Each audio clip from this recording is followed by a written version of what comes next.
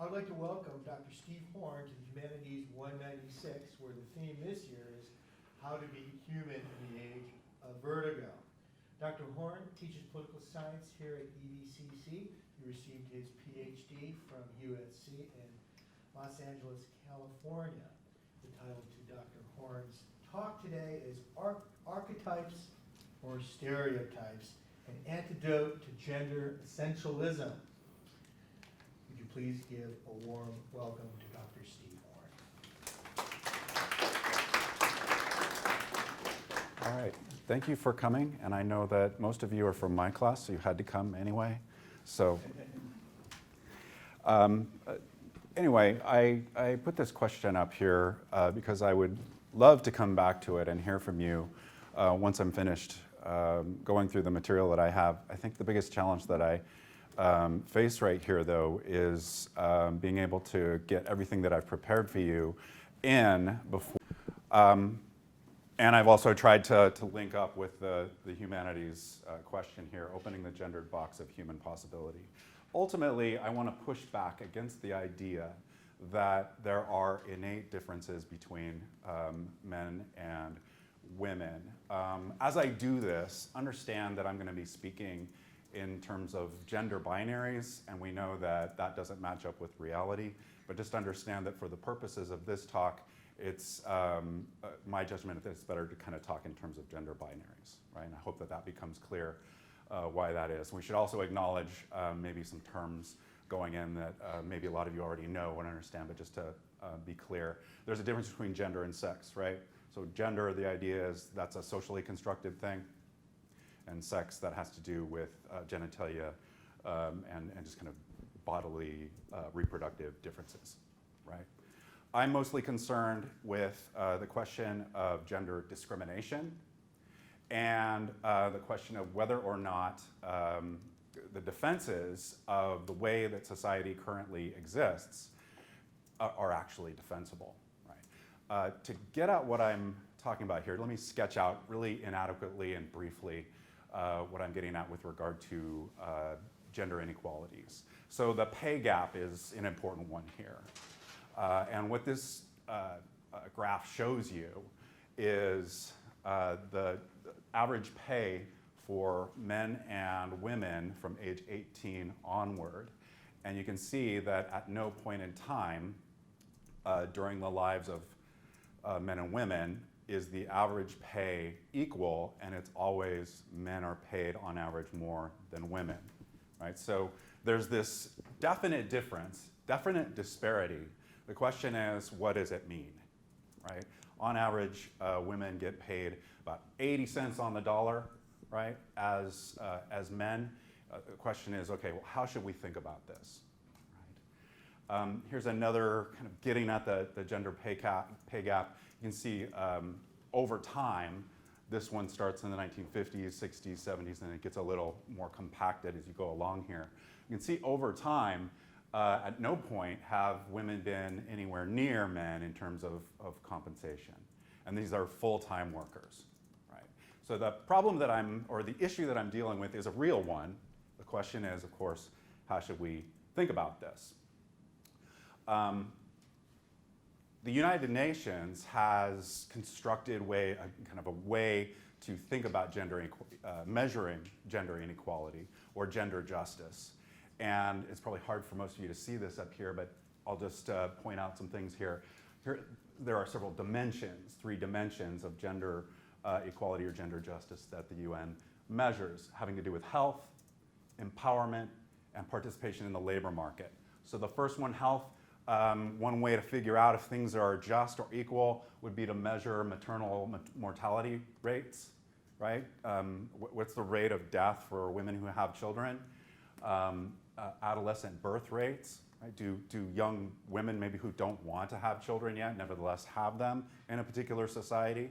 That would have to do with the dimension of health. With regard to empowerment, there's a question of, well, what about what percentage of the population, female, male, has a secondary education?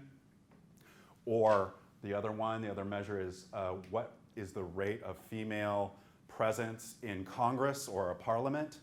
Just so you know, in the United States right now, despite the 2018 election, which was one of those years where it was sort of labeled the year of the women, right?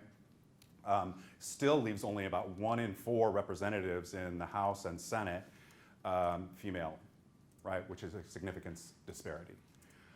Nevertheless, that's a way of thinking about empowerment. And then over there, the labor market, female and male labor force participation rates. How many women, what percentage of women are in the workforce versus the percentage of men. One thing I want you to kind of think about as I get going here is whether the definition of work might need some work as well. Towards the end of the presentation, I'll present information showing you just how much more work women end up doing in the home on average compared to men who also do work in the home, but the disparity is still remarkable in every society, right? So one way to think about, where are we at with regard to gender inequality as it applies to this gender inequality index is to look at various countries. And there are around 200 countries in the world. So I couldn't put them all up here. I think I've got the top 27 listed here. And it's sort of, it's not a precise thing that you're looking at here, but the idea is whatever darker blue is left, that's the path that needs to still be traveled in order to reach gender equality or parity, right, for women. So the point here is that even in the very top country, Iceland, Norway, and down the line, you still see, some work to be done, right? This is in the countries that are doing the best. And if you look down the list here, you don't actually find the United States, right? We'd be down the line, but I couldn't fit it on the page, right? So why are there these gaps? And there are actually competing arguments going on about how to think about this. And I want to present to you first the argument from a group of people who we'll call gender essentialists that are interested in having us look at all or think about all of what I've shown you so far and sort of dial down the concern. From their perspective, men and women are just different, and so they make different choices, they have different talents, etc. And so we're going to naturally see, even in a completely just world, disparities. And it's not because someone's oppressing someone or because there's some level of injustice, systematic injustice, but instead, this is just the way things are because we're different.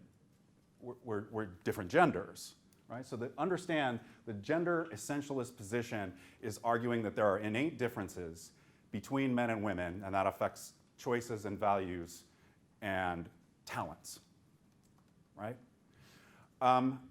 The other position is the social constructionist position, and that's the position I'm actually going to circle around to defending, right? You should see this talk overall as a critique of gender essentialism, that point of view. But social constructionists, like me, we criticize the essentialist position and argue that the claims made by gender essentialists go far beyond what the current science can establish, that the more reasonable position relative to these disparities is to assign them to the fact of discriminatory socioeconomic developmental systems, right? That environment still explains the vast bulk of the disparities, which means we still have work to do, right? That in reality, it's not your genes in terms of the hard argument there on the wiring of your brains does the heavy lifting. It's where you're born, it's the parents that you have, and it's the peers that you have, right? Your environment as you grow up will play the overwhelming part in determining your life chances and the kind of person that you will even become, right? What I'd like to do here is to present first the strongest version of the gender essentialist position that I can in the few minutes that I have. So I want to start out being completely fair, in other words, to the gender essentialist position. What is it? What are the arguments?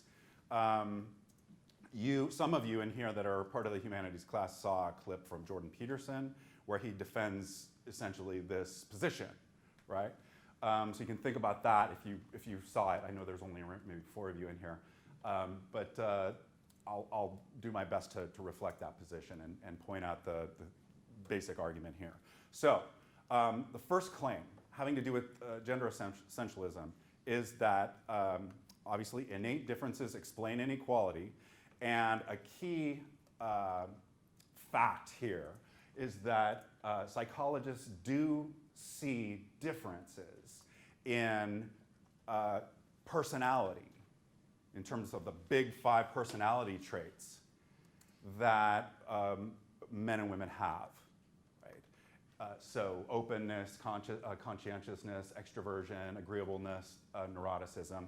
The big 5 personality traits do tend to some degree, select out differently for men and women.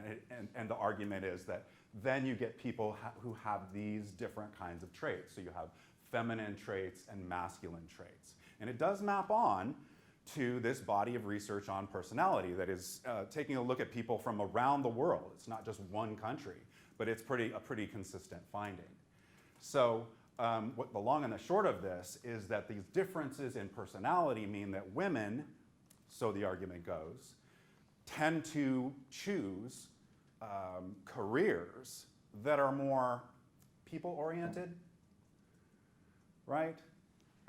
And that men tend to gravitate towards fields because of their traits that are maybe more STEM, science, technology, engineering, and math oriented.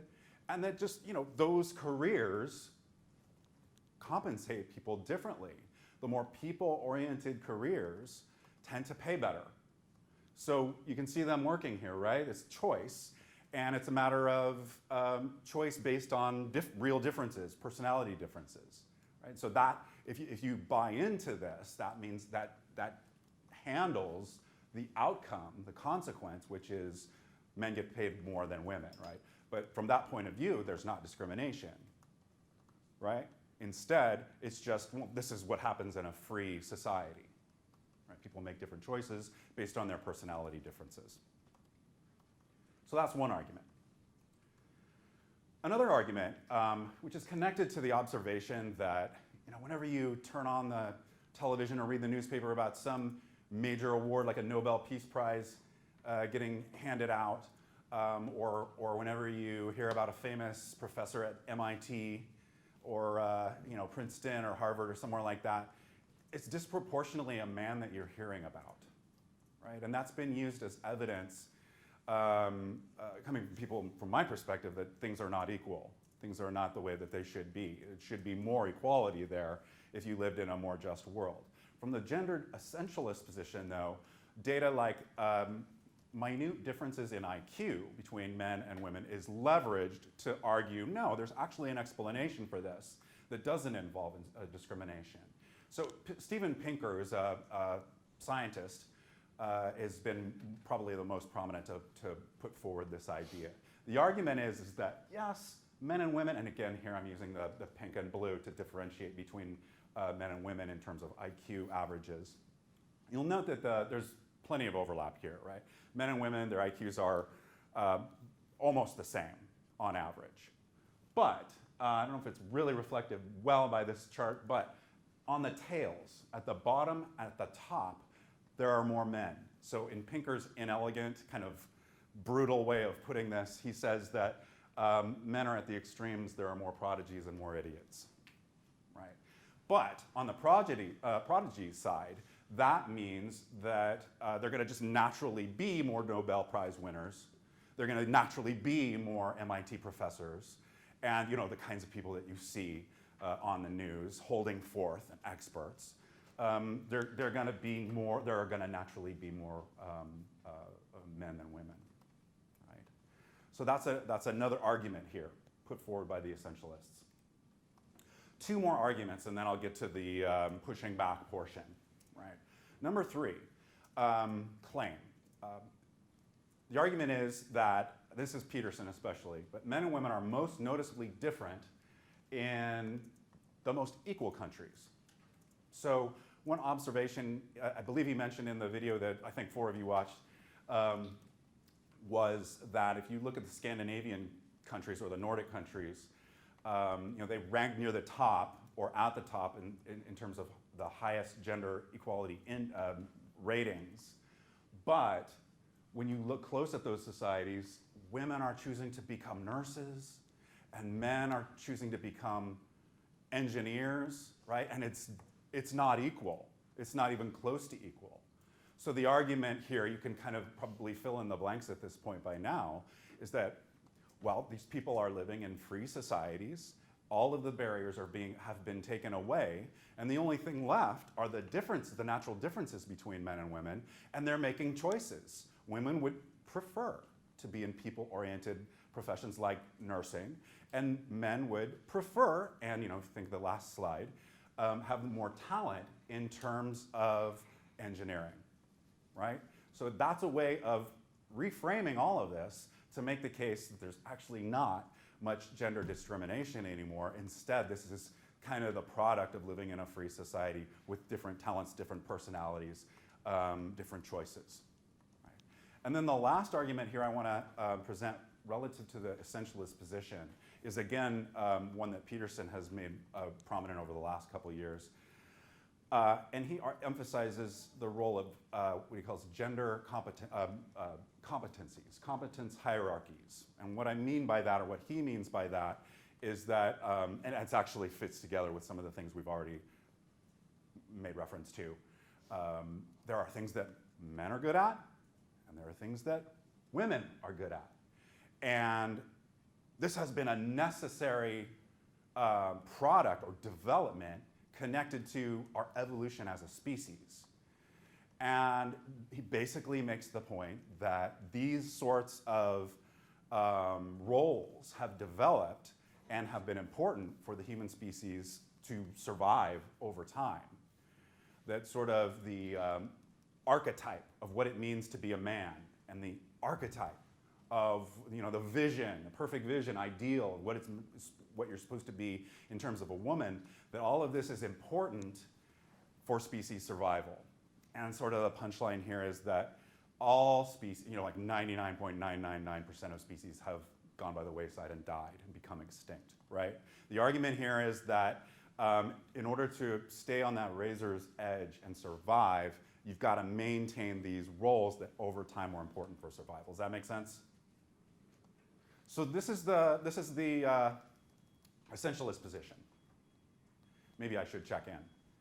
Anything you think I'm leaving out, maybe? Yeah. Like just natural brain chemistry differences. Yeah, I do want to touch on that. I mean, there are average differences that can be detected in the science. The question is, should that have anything to do with careers or opportunities or the way we think about men and women in practice, right? And it's to the degree, though, that while you can find some average differences, let me skip here really quick.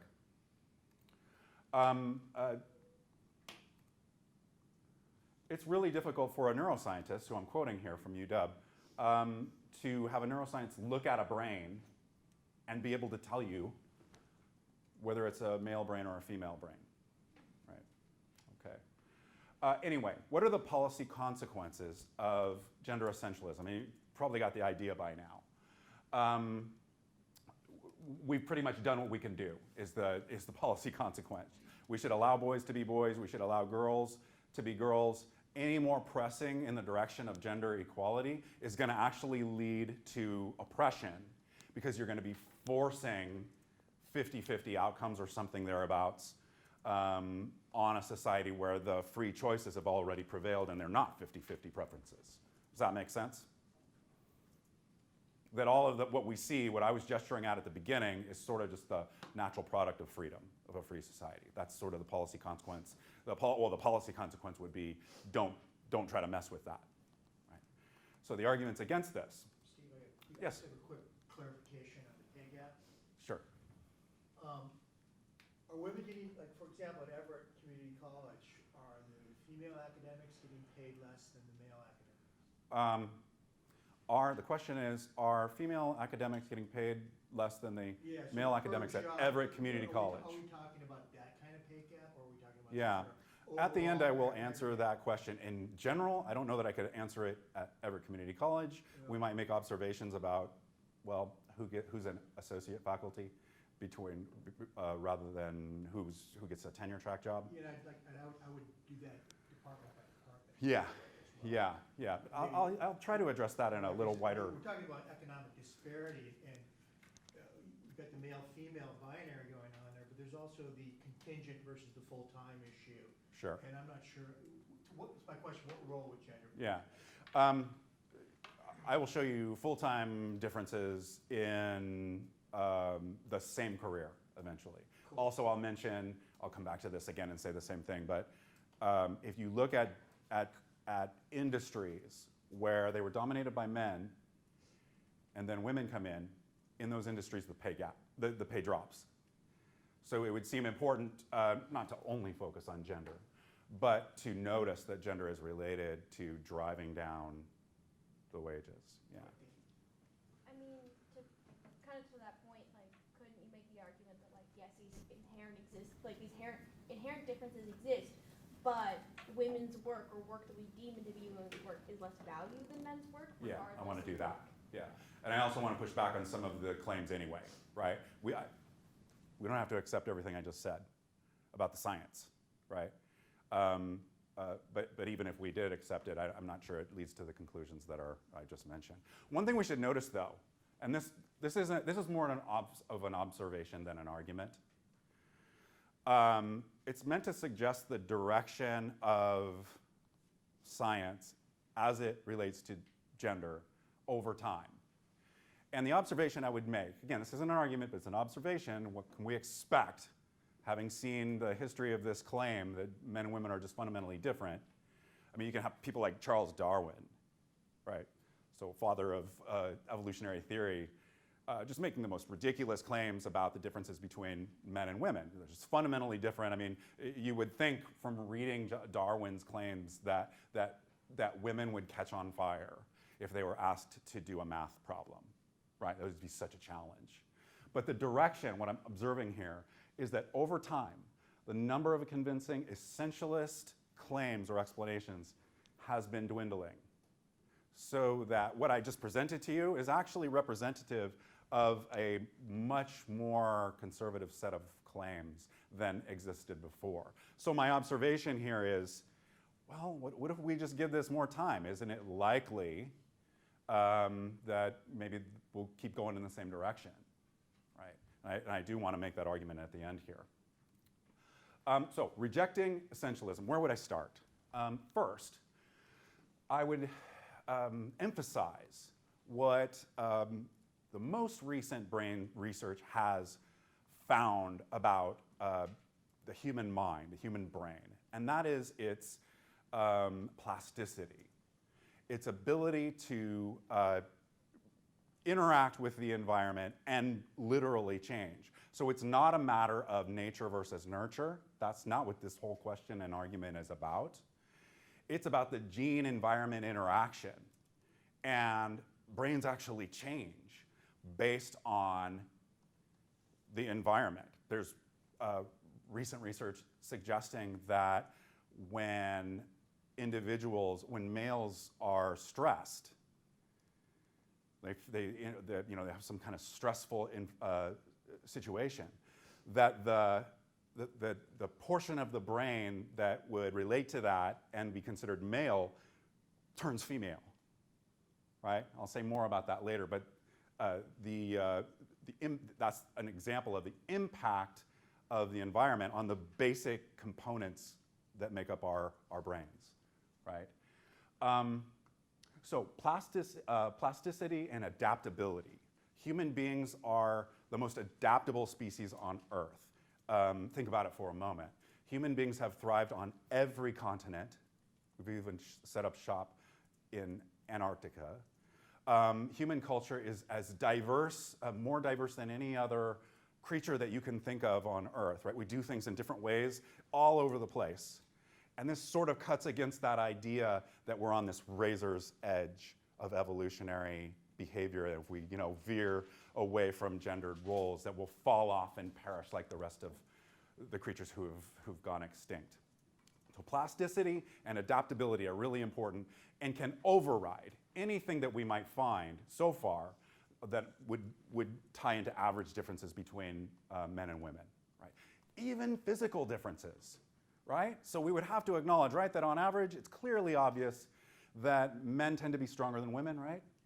But even that's kind of pushed out to the extremes because of the expectations. When you go to the gym as a man, what do? You go to the weight room, right? Because that's what you're supposed to do. You have a certain idea, role you're supposed to fulfill.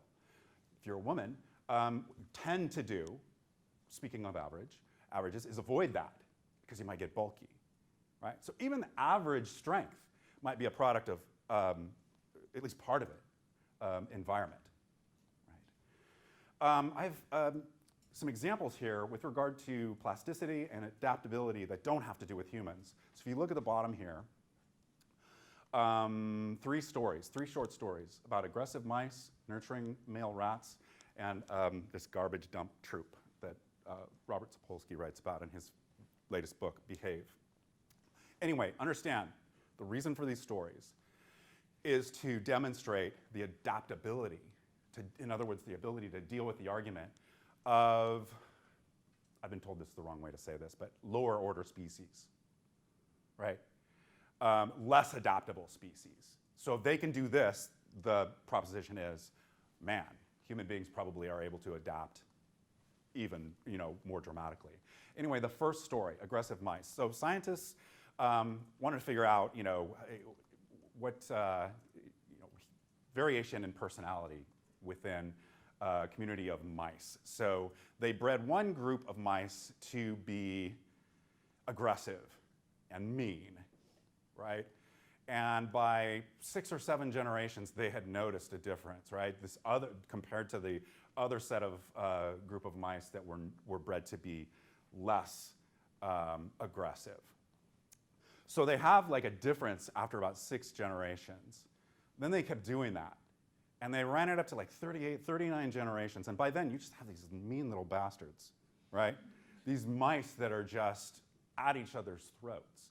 And it's the environment that they're using to prod this along, but then they're breeding the mice with each other to kind of increase the 2 strains of mice. Okay, so if you've got like 39 generations of difference in personality and tendencies, assumingly built in to these creatures, what happens when you throw them into the group of low aggressive mice with a nicer environment, right? The kind of environment where there's just more for the mice to do. It's not just like in isolation. It turns out that the aggressive mice conform to the behavior of the low aggressive mice, right? And you just wouldn't expect that if these were built-in, innate, kind of the product of evolutionary generational change built into the mice thinking, right? So that's one example of plasticity and adaptation from a species that I think we would all agree is not as adaptable and complex as human beings are. Right? Okay, another really short story. Nurturing male rats. It just so happens that rats, with regard to their rat pups, they kind of behave like the gendered roles in human society. The female rats take care of the rat pups, and the male rats watch rat TV or something. They don't take care of the rat pups. So you would expect that if you remove the female mother rats, that maybe the male rats, after all this time evolving, would just not know what to do. Maybe they'd eat them, right, or something horrible like that. But that's not what has been found. You take the female rats out of the situation, and before long, you have the male rats performing the same mothering of the rat pups as you would have seen if you still had the mothers in there, right? Again, the point here is adaptability from a species that's not nearly as adaptable as human beings are. Does that make sense? Okay, and then the last one here is probably my favorite, even though it's kind of horrible if you think about the story. But Robert Sapolsky, in this book, near the end, details his experience. He's a scientist from Stanford, and he spent decades of his life hanging out with baboons, right? You have to be a special kind of scientist to want to do that, but he does, right? So he was following this one troop of baboons for a long time and studying their behavior. And on average, it should be mentioned that baboons are really horrible to each other, just nasty to each other. Anyway, this troop that he was studying, unfortunate for many members of the troop, a human lodge or campground, sort of a permanent campground, was set up nearby where they had been living, this troop had been living. And the alpha male baboons discover this, and instead of kind of continuing to do what they normally do, which would go out and forage for food, they kind of set up around the trees or around the area where this human community has been established nearby, because there's garbage to be had, right? The human beings are throwing away meat, they're throwing away all kinds of stuff that baboons will eat. And so this becomes a daily practice for the troop that Sapolsky is following. Well, at some point, the human community is sold meat that is rancid. It's tubercular meat, actually. And they, throw away the refuse, and the baboons eat it, remember? And the baboons that eat this are the alpha aggressive males from the troop, and they die, right? So apparently, from Sapolsky's telling of it, he gets depressed. He's been following this troop for a long time, and he just leaves, right? Decides to go somewhere else and study some different baboons. About 6 years later, though, he came back to the same area. And the troop is there. The rest of the males that had been there originally had apparently died, but some new males that had come in from different troops, they were all raised the way baboons are raised. So they were like teenagers, and they come in and they're part of this new troop. So how's everybody behaving? Troop was unrecognizable in its behavior. The female baboons had sort of taken over, and it was a much more nurturing environment. Male baboons that had come from, kind of nasty behavior of the average baboon troop who had been incorporated in to this group, they were paying attention to, being more affectionate. They were completely different than what you would expect from the average kind of baboon troop. This is what happened with the alpha male, aggressive males that were gone. The troop survived, so that role wasn't necessary. And it became something, well, I guess from our perspective, better, right? Sapolsky was asked if this, had any, what would we do to human society with this knowledge? And he said, give tubercular meat to aggressive males. I don't know if that's a good idea or not, but you get the story here, right? Adaptability and plasticity. We are not products of just our brain chemistry as it is when our lives start. There is a gene-environment interaction, and really the sky's the limit. I mean, a baboon's always going to be a baboon. It's not going to sit there and read a book to you. So there's a limit based on the species, but there's a lot of room for behavioral change. Just really quickly. So the differences between men and women, to the degree you might find some, with this in mind, should that mean that corporate America should just kind of naturally be paying women less than men, or that women aren't equipped to hold the prominent jobs? Or can you see how this sort of information would start to tear those assumptions down? Right? Okay, well, I need to do more, I think, still. we should notice that a lot of the differences, in quotation marks, that are observed between men and women are actually, the evidence is it's learned behavior, learned assumed differences. So this whole idea of little girls prefer people, little boys prefer trucks and army men and, right, those kind of toys, things versus people, should be recast as the product of environmental messaging. The bottom line here is that little children don't show differences in gender preferences or even really important differences at all until about the age 3. But up to that time and beyond it, as Cordelia Fine puts it, little kids are gender detectives. They're in the world, they are noticing that for some reason, people get treated differently, right? Some little children get talked to more softly. Some are encouraged to be more roughhouse. Some are given, little toy police cars to play with. Others are given dolls. I don't know how a doll is not a thing, but in any case, putting that to the side. The idea is these gender detectives, children, all of us when we were growing up, stumble upon it that, hey, I'm a girl, I'm a boy. I'm supposed to act and think a certain way that's different than the boys or the girls, depending on what you identify as, right? So the idea then is the differences that essentialists point to are learned, are a part of an environment that is really a sea of messaging. In Cordelia Fine's book, Delusions of Gender, she goes through this hapless couple that tried to be gender neutral with their kids so that they weren't messaged that a boy has to do these behaviors and girls have to do these other behaviors, right? Pink behaviors, I guess, versus blue behaviors.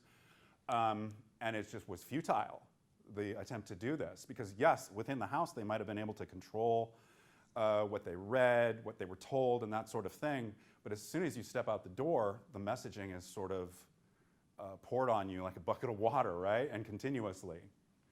So I would argue that a lot of the difference that the gender essentialists point to are actually learned differences. What about personality? There's evidence that that's created too, that it's not hardwired into our brain, right? So, and I have pictures of 2 articles that you could go in and read, but it's just meant to gesture to peer-reviewed articles and research that suggests that personality is more of a constructed thing based on someone's surroundings, their experiences, than it is the parents passing that personality along. Other research also suggests that personality is not, even if you take like someone's personality being first sort of constructed by the environment, or gene-environment interaction is the proper way to put that. Over time, your personality can actually change. And lo and behold, the biggest effect or push towards changing your personality traits is, how's your life going, right? Are you having a good life? Are you having a stressful life? You have income coming in, you have a happy family, right? And that tends to push people in particular directions that might be very different than when they were teenagers, let's say. So there's a growing amount of evidence that personality, which Peterson in particular has held kind of hung up in terms of the big 5 personalities and the differences between men and women, actually environmentally constructed through the gene-environment interaction, right? Again, it's not nature and nurture, it's a combination. Literally, the wiring of your brain can be changed. Your genes can express differently by the environment that you grow up in. That's part of what it means to be an adaptable species, is that your wiring can kind of shift based on the experiences that you have, the environment that you experience, right? So do you see why it's not, the old argument has always been nature and nurture, and you see how it's combined now to produce, nevertheless, a strong environmental consequence? Okay, I mean, again, a rat can't read a book, but there's still a big, there's not going to be such an environmental impact that a species will do something that it just simply can't do. The idea is that there's plenty of room for diverse responses to the environment, and human beings, above any other species, are able to do that. This is a little different argument against the essentialist position. I think assumed in that case, the gender essentialist case, is that if we look at the pay differences between men and women, we can take those as an indication of justice, right? So whatever you're paid, and within the framework of a capitalist economy, whatever you're paid is supposed to be the value that you contribute to your employer, right? It's supposed to be sort of a justice, a value and justice producing machine. It draws from each, from their ability, and gives to each whatever they've contributed to the firm, right? This challenges that, right? And I want to explain why. Connected to these arguments about the marketplace producing justice is the idea that whatever you produce, again, will be your pay will be connected to what you produce. And you can see that from the 1950s until the early 1970s, productivity at work by workers and hourly compensation went hand in hand, right? So it looked like this expectation might reasonably be happening. Is that okay? But look what happens after roughly 1973. The hourly compensation stagnates. You just have to turn on the television, and a lot of our political debate is about the average worker getting shafted, right?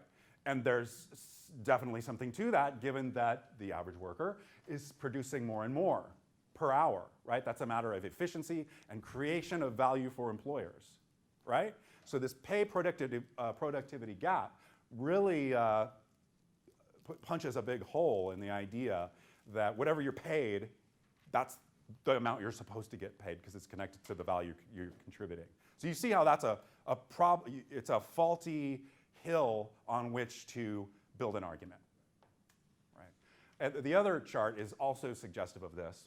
What you can't see, if you're farther than 10 feet away, is this is the pay of CEOs, chief executive officers in corporations. And you'd expect that CEO, that job is basically the same anywhere you go, roughly, right? What you do as CEO of a company. But what you see here is that US CEOs in American corporations are just paid astronomically higher than, say, Japanese CEOs who are down here. Are they doing something fundamentally different? Are American CEOs somehow that much better than Japanese CEOs? There's no evidence for that. Nevertheless, there's this difference. All of this suggests, both charts, there's something else going on here. Something in the environment, in this case, politics, right? And policy, and decisions that are made that affect whether these, how these values shake out for all of us, right? As I also mentioned a little bit earlier, and related to this, research has suggested that whenever women enter a field and become the dominant player in that field, wages go down. Right? That would sort of be a huge indication that the wages that are being paid are not tied to some kind of essentialist difference between the value and the choices and all of that, differences between men and women, but instead, no, there's something else going on. It's politics, it's discrimination expressed through politics, right? Or this wouldn't happen. Or at least I'd have to hear a different explanation for it, right? What about the idea that men get paid more because they take on all the dangerous work? I think in the clip that some of you watched, Peterson made this point, right? That if you think about any of the careers that are really dangerous for people to do, it's men that typically perform that labor. Although, what if this is Bureau of Labor Statistics showing that the most dangerous jobs, top 20 most dangerous jobs in the United States. So you can see fatal injury rate per 100,000 workers, right? And it's pretty high for some of these. And then the percent male they're almost all in the 90 percentile of male-dominated, right? I added all this stuff up to get some more numbers, though. And it turns out that this represents about 13% of the jobs that men do out in the society. So that what that means is that 87% of us are doing something different. Like me, I sit in a cubicle. I sit in a chair and read, or I stand up here and talk to you, right? Not especially dangerous. So this doesn't describe what most men do, so it would seem that it can't be relied upon to explain wage differences, right? We should also notice that of the fatalities that this chart represents, 40% of them are actually traffic accidents, right? So of the 5,000 workplace deaths that happen in the United States every year, each one of them tragic, right? We should notice that, well, a good many of them are just kind of the dangers of traveling on our roads. But also, we should notice that that number, while you'd want to get that down to 0, 5,000 is not an exceedingly high number of deaths relative to a 325 million person population, right? And that number has been coming down, partly because of technological advances, but also because of the work of, I guess I'm connecting here to the idea that it's actually men who are the ones who are being exploited, which I think Peterson has floated. Well, why have the death rates gone down? Because, in part, men and women have pressured for unions, have pressured for the government to enact safety regulations, right? So it's some of the people that get criticized, and social justice warriors in all of this, that have actually helped make work less dangerous for men, right, and for women. I think maybe the bigger question here is, why are these industries so dominated by men, right? What's the argument there? Especially if you think about the technological advances that allow a lot of these jobs to be done without a lot of physical labor, right? Okay.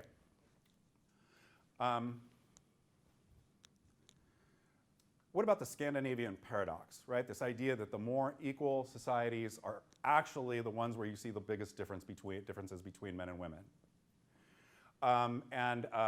Peterson says it in a way that I think is just an extreme interpretation of the evidence, that the more equal the society, the more different men and women are. And remember, that connects with this finding, and it's a real finding, right? This is a fact, that in Scandinavian countries, women still predominate in nursing, and men predominate in fields like engineering, right? And they pay different. Engineers get paid more. But the idea is that in the free societies, more gender equal societies, this is a free choice. So what Peterson and others are arguing is that, well, this is a free choice. We shouldn't interfere with that just because we don't get 50-50 numbers, right? By the way, I don't know any feminist that argues that everything should be a 50-50 outcome, right? So show me the feminist that wants a woman to play defensive line for the Seahawks, and that'll be the first one that I can find, right? But nevertheless, the idea here is that in more equal societies, you can see the innate differences between men and women because they make different choices. That's not the whole story and not the way I'd think about it. First of all, think about entering into a field as a woman into a field that is dominated by men, right? Does that sound fun? Right, given what we know about that sort of situation? Secondly, I would argue that, look, men and women, men or women end up still doing most of the work at home, right? The chart on the left there that you can't see, but that is, I have a long bibliography and you can click on it and look at any of these sources, by the way.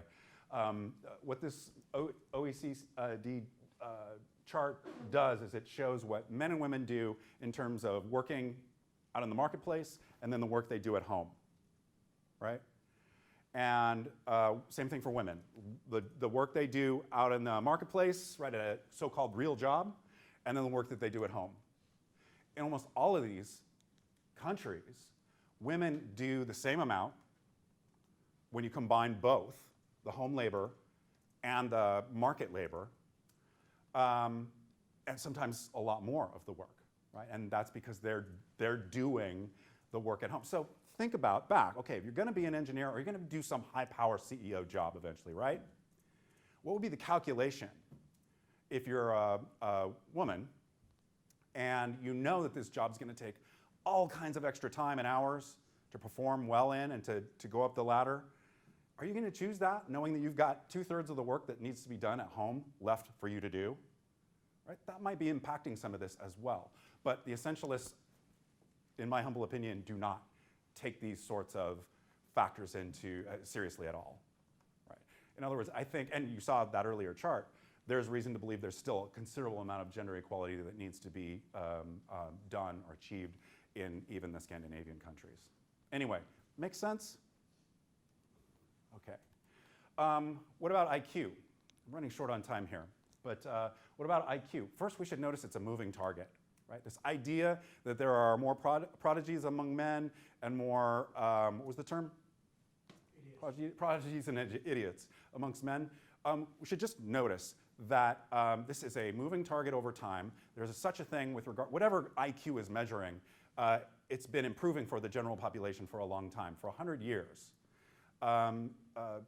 So whatever it measures, it's not clear that automatically the person with the highest IQ would be the smartest person or the best person to get an MIT professorship or to win a Nobel Prize. Here's what I mean. The IQ test is constantly reworked to make sure that the average score is 100, right? The average person would score 100. The Flynn effect, which is represented on this graph, is a gesture at the fact that IQ scores have been rising.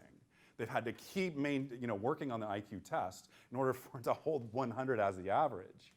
The average person, though, who scores 100 today is, in effect, scoring 130 100 years ago. In other words, they'd be in the top 2% if they took the test that was, and it was scored the same way 100 years ago. So it's a moving target, and it's hard for me to see how it's a good place to hang the argument that, well, men are just slightly more intelligent, and that's why they're at MIT and winning Nobel Prizes, right? This might be the smoking gun here, right? What this does, and I've got, if you click on this down here, it's just easy access to this chart. What this shows is the median weekly earnings of full-time wage and salary workers by detailed occupation. So I think it's literally hundreds of occupations. Maybe not that many, about 100 occupations. I didn't count them all up. But as you can see, if the little dot representing an industry falls on this side, these are people doing the same job, right, in the same industry. You can see that the vast majority of dots are on men getting higher pay, right? So what would explain that? It's the same job. Wouldn't it be the same pay? Right? So you still see this. I think this kind of really leans against the idea that, personal choice and talent are the reason why men get paid more than women. Okay. Another really, I think, damning piece of information, if you compare the median weekly earnings by gender of, again, full-time workers, and you compare the female earnings as a percentage of male earnings in the same ethnic group. These are white women make 81.9% of what white males make. African American women make 92% of what African American men make. And Hispanic women make 87% of what Hispanic men make, right? And it goes out and down here, Asian. These categories are really kind of not perfect at all. But Asian women make only 74% of what Asian men make, right? This, again, suggests that these different percentages, that there's something else going on here other than just men and women are different, right? All right, so we're just scratching the surface here, and there are other ideas that I didn't get to. So my class, I think we've talked about political correctness to some degree, and we will on Thursday. We could talk about the difference between trying to produce economic outcomes versus economic opportunity. Essentialists tend to argue that if you try to produce equal outcomes, you're borderline going to produce tyranny, right? That's that forcing of 50%. And they argue that it's much more reasonable to focus on equal opportunity. And that is sort of a thing that we throw out, right? As Americans, I believe in equal opportunity. But I do want, and we don't have time to spend on this, but I do want you to notice and think about, just for a few minutes, what it would take to actually produce equal opportunity, especially in the realm of gender, given what I've told you about the difference in treatment over the lifetime of boys and girls and men and women, right? It would actually require quite an effort to produce real existing equal opportunity, right? We might also consider, and I didn't get a chance to, but all of this, gender expectations, put men in a box just like it does women, right? It constrains men and their freedom of choice. Think about the expectations that you have of being a man, right? Similarly to being a woman, although, right, the societal outcomes would suggest it's, right, the expectations work for men more than they work for women. But it's nevertheless constraining to have to fit these norms, right? So expectations are problematic. And then mosaic brain theory is, I was kind of gesturing at it earlier, it's a science of identifying traits and coding them blue or pink. And by the way, that blue and pink thing is all made up, right? It's a marketing ploy, right? No reason why women or girls produce pink or prefer pink and boys produce or prefer blue, right? And it used to be switched around. And it used to be, yeah, it used to be switched around. Anyway, scientists try to code these personalities that you can detect in the functioning of the brain that associate with personality, right? And please go to the psychologist at every community college if you want a more in-depth way of speaking about the human brain, right? Dr. Brown. Yes, Dr. Brown, or yeah. So in coding this, it turns out, in examining brains, it turns out very few of us, like a man, very few men have mostly blue coded traits, or women mostly pink coded personality traits. It's all of us, almost all of us, are just a bundle, a mix of these things, maybe emphasizing one or the other, sometimes not conforming to the sex that we have been assigned by nature, right? So that would suggest, this mosaic brain theory, that maybe, I mean, no denying there are differences between men and women, right? Let's not act like I'm denying any difference here. Physical differences exist. But maybe in terms of expectations, opportunity, choices, all the things that matter to life chances, maybe it doesn't even make sense to talk about men and women, right? And in fact, have this gender binary. The reason I'm doing it is not because I want to emphasize men and women. It's because our social reality demands that we do this sort of analysis in order to become a more just society. And I've run out of time. Thank you. That was excellent. Thank you, Dr. Horn. Thanks.